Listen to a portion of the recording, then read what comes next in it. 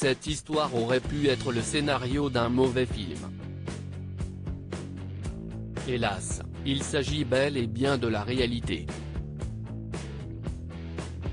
Alors qu'il tournait dans le western intitulé Rust, dans l'état du Nouveau-Mexique, Alec Baldwin a tiré par accident avec une arme qu'il croyait chargée à blanc.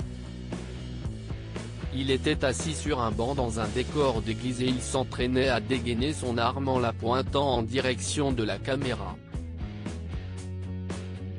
L'impact a tué, sur le coup, la directrice de la photographie Alina Houchin, 42 ans, et a envoyé le réalisateur du long-métrage, Joel Souza, en soins intensifs.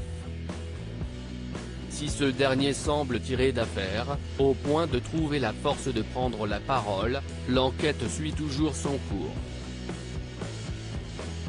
Difficile de comprendre comment une telle tragédie a pu se produire, d'autant qu'il y a des années, Brandon Lee était mort dans des circonstances très similaires.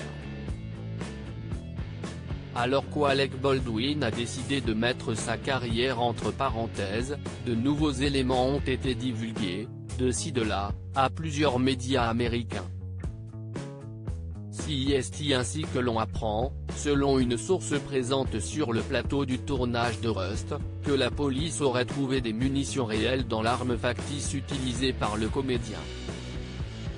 À l'origine du tir, l'acteur a été interrogé puis remis en liberté, la thèse de l'accident étant pour l'heure la plus plausible. Je suis en contact avec son mari, lui offrant mon soutien ainsi qu'à sa famille, a tweeté Alec Baldwin quelques heures après l'accident.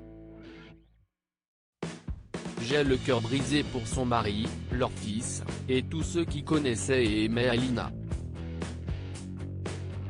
Plutôt que de soupçonner la tête d'affiche du film, les enquêteurs vont se pencher sur le cas de deux autres membres de l'équipe, Ana Gutiérrez-Reed, 24 ans, fille d'un célèbre armurier d'Hollywood, qui avouait il y a quelques semaines dans un podcast qu'elle n'était pas prête et qu'elle n'y connaissait rien au chargement de balles à blanc. Il n'a pas veillé à sécuriser l'environnement de travail. Dave Hall, le réalisateur adjoint, est également sur la sellette.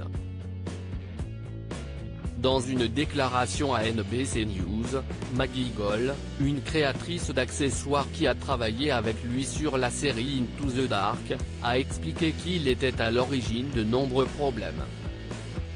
Et qu'il aurait notamment commis plusieurs négligences.